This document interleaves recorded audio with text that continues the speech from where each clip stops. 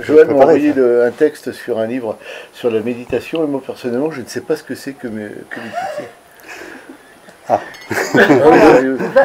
Qu'est-ce que méditer? Parce que pour le commun des mortels, méditer c'est se mettre dans une position genre yogi et puis on ne sait pas trop quoi après. Penser, réfléchir, se poser des questions. Alors, méditer, il y a plusieurs sens différents. Certains méditer, c'est carrément penser, notamment dans la pensée judéo-chrétienne. Mais méditer tel qu'on l'entend maintenant, c'est plutôt dans le sens oriental, c'est-à-dire observer les pensées ou essayer d'arrêter les pensées. Ça dépend des écoles et des traditions. Voilà. Et voir un petit peu ce qui se passe à l'intérieur de nous. En deux mots, méditer peut nous apprendre plusieurs choses. La première fois que je suis allé en Inde pour apprendre de la méditation, on m'a dit c'était apprendre à mourir. Apprendre à mourir, ouais, carrément. Voilà, et c'est un de mes chants préférés. Continue. Et une autre manière de voir les choses, c'est mieux d'apprendre à se connaître, voir ce qui se passe à l'intérieur de nous.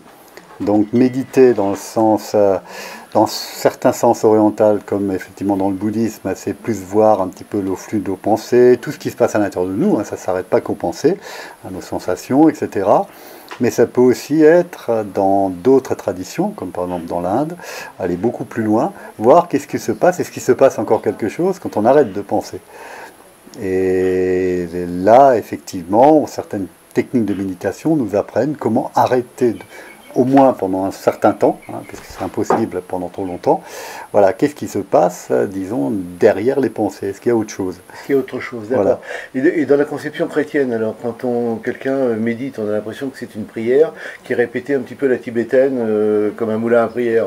Alors, voilà, les chrétiens ont plusieurs approches de la méditation. Ils ont médité dans le sens prendre un texte et réfléchir dessus. Ça, c'est première chose.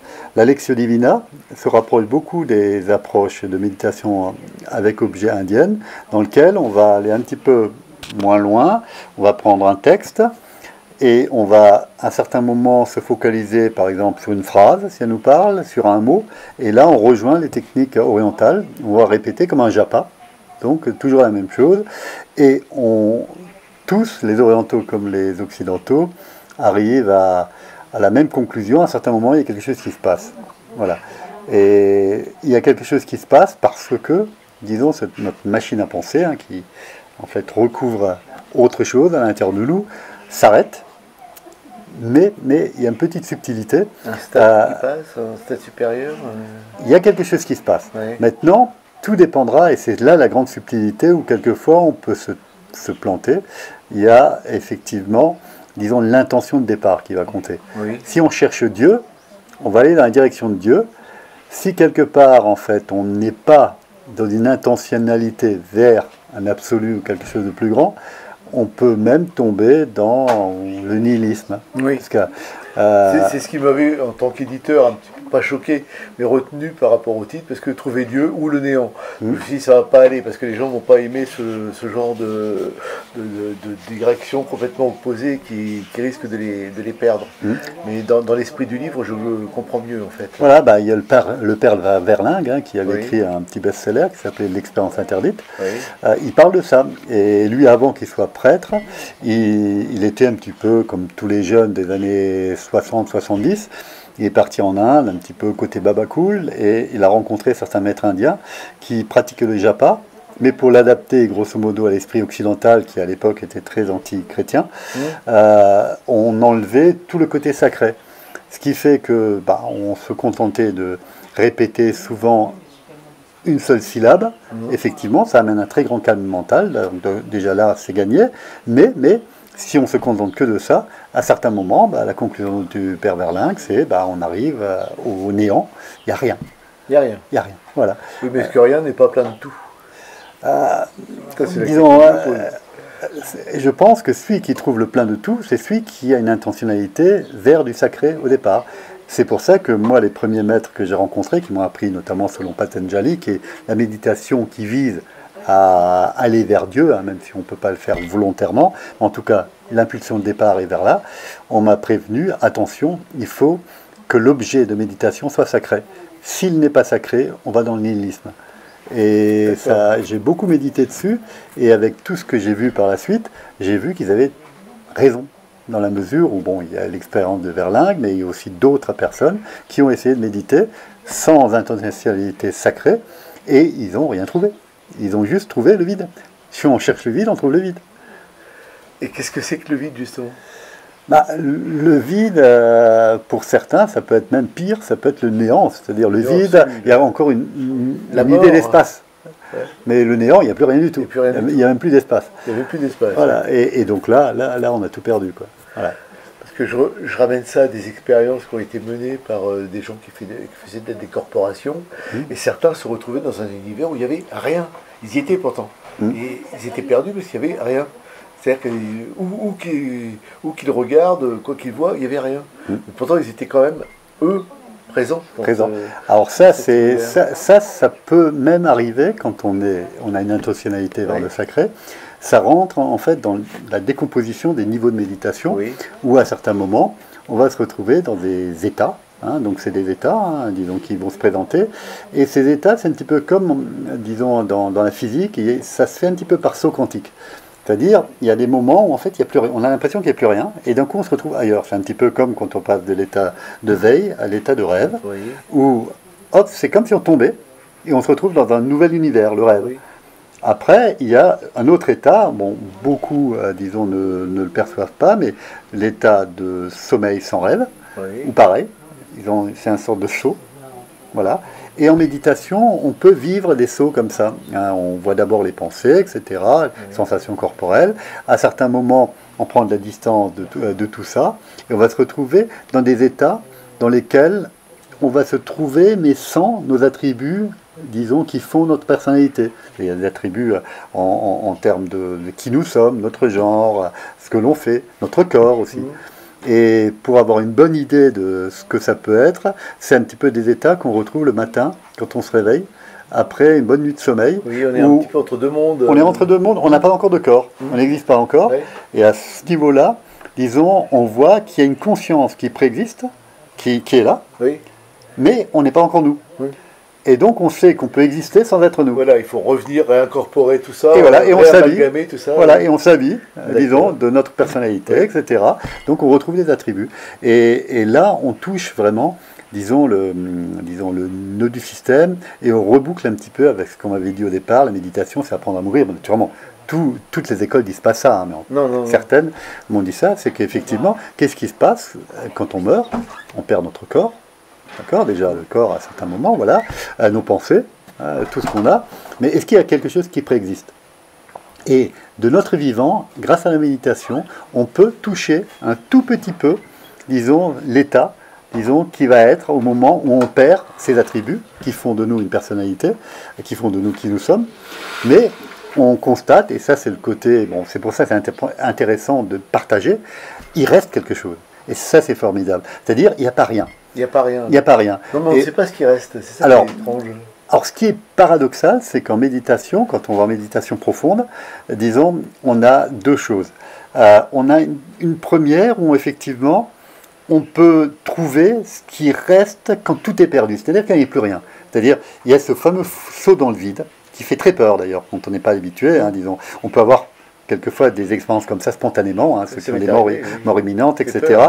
Ça peut être très angoissant à certains moments, parce qu'en fait, on n'est plus nous, hein, on commence à perdre le corps, disons, il y a toutes les sensations qui disparaissent, qui rentrent en nous, donc on se sent mourir. Donc ce processus-là, on peut, grâce à la méditation profonde, en fait, à le revivre. Et ça, c'est quelque chose qui n'est pas extraordinaire, qu'on peut assez, bon, je l'ai pratiqué, etc. Ça, on sait ce qui se passe. Après, on sait grosso modo, au final, si on est pratiquement, s'il n'y a plus rien, disons, pour moi, c'est plus une croyance, c'est une certitude, il reste une conscience. Oui, il y a une conscience d'être, mais sans attribut. Par contre, et c'est là où, en fait, après, on est dans un niveau spéculatif, qui me concerne déjà, parce que certains disent être allés plus loin. Bon, moi, à ce niveau-là, je me suis arrêté. Disons, qu'est-ce qui se passe après? Il y a ce stade, effectivement, où il reste une conscience, mais est-ce que cette conscience, en fait, va simplement être resté bloqué là. Ou est-ce qu'il y a autre chose?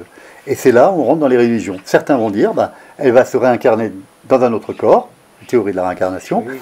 D'autres qui vont dire, on va partir au paradis ou en enfer, donc dans un autre monde. Oui. Voilà. Et d'autres, comme même les témoins de Jéhovah, qui vont simplement dire, en fait, non. Tout se fige un petit peu. Et un jour, il y aura une résurrection, et cette conscience va revenir.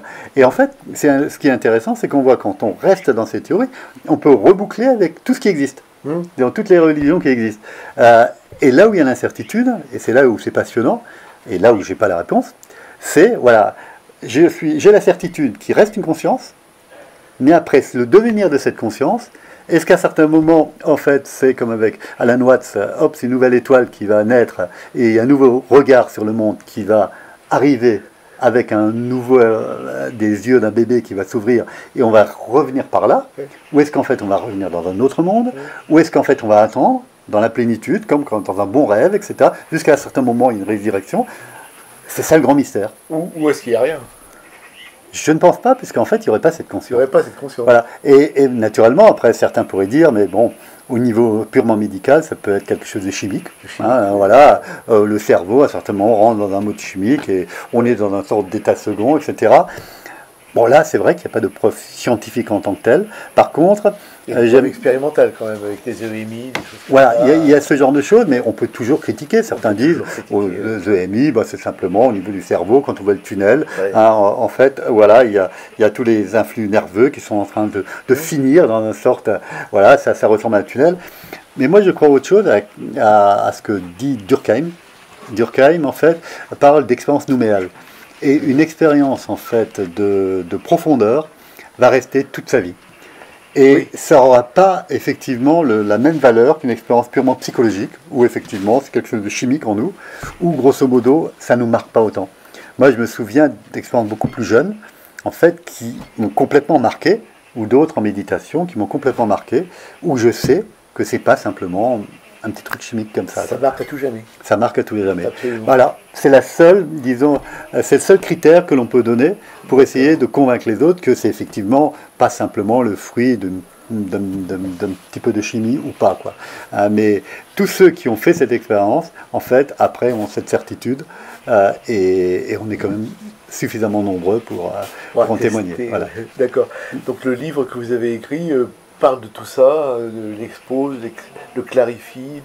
Voilà, et surtout, alors sans polémique, mais on voit grosso modo que tous les outils qui ont été inventés en méditation, j'entends, voire certaines prières, qui sont des formes de méditation aussi, comme la prière du cœur, tout ce qui ressemble en fait à de la répétition, etc., même la Lectio Divina, en fait, on voit que tous les outils qui ont été faits permettent de justifier une croyance, puisqu'en fait, comme ces outils ont été faits par rapport à une croyance, ils permettent de retrouver ce que cette croyance, si on croit par exemple à l'impermanence, etc., la vipassana, tout ça nous permettra de voir que tout est impermanent, tout est interdépendant, etc. Si on croit en Dieu, les outils, effectivement, si on prend l'approche hindouiste, nous permettront à certains moments de vivre, disons, une unicité, en disant, à l'extrême, dans le Nirvikalpa Samadhi, bon, c'est très peu de monde y arrive, en Inde des grands maîtres, ils pourront dire, Dieu et moi sommes un et un seul.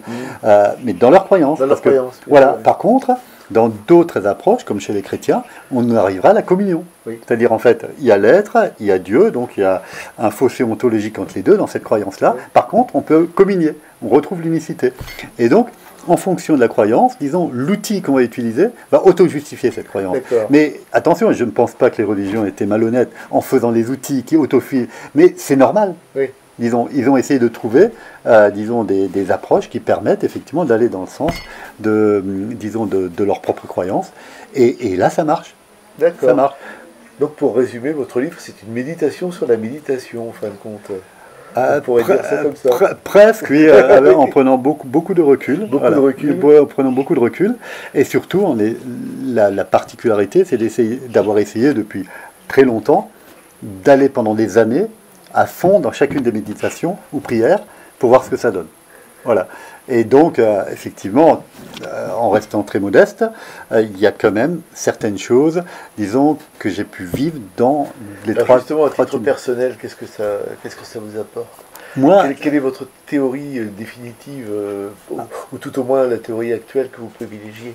alors, moi, la certitude que j'ai, c'est qu'effectivement, quoi qu'il arrive, il y a une conscience, Oui. voilà, et elle est éternelle. Bon, ça, pour moi, c'est même pas une croyance, c'est une certitude. Certitude. Voilà, D'accord. ça c'est une chose. Après, disons, pendant des années, j'ai essayé de surtout travailler, quitte à même faire des pratiques extrêmes en Orient, pour essayer absolument d'aller vers cette conscience, avec cette croyance qu'on peut le fabriquer par nous-mêmes, et en fait c'est une grâce à chaque fois qu'elle arrive. Donc, mais là je me plantais un petit peu, mais bon, en tout cas j'allais dans ce sens-là. Aujourd'hui je suis beaucoup plus convaincu qu'il faut au contraire être au service de la vie et de la relation avec les autres, et qu'au contraire il faut plutôt se laisser travailler par cette conscience qui au fond de nous amène ce qu'il y a de mieux en nous, quoi. Voilà. Donc c'est comme disent les bouddhistes, au fond de nous, on a des bulles de compassion, de plein de bonnes choses, quoi, disons. Et malheureusement, on le recouvre trop avec nos opinions, etc. Les opinions, oui, la croyance, en fait, nos petites croyances, nos limitations, en fait. Voilà. Et si on se laisse faire, Oui. contrairement, on ne deviendra pas en fait une sorte de bulle impersonnelle. On pourra finalement développer nos propres charismes, c'est-à-dire notre unicité, qui font notre richesse dans le monde. Voilà. Eh bien, merci. Merci. On n'a plus qu'à lire votre livre pour en savoir davantage, mais c'est déjà très, très passionnant. Merci. Merci.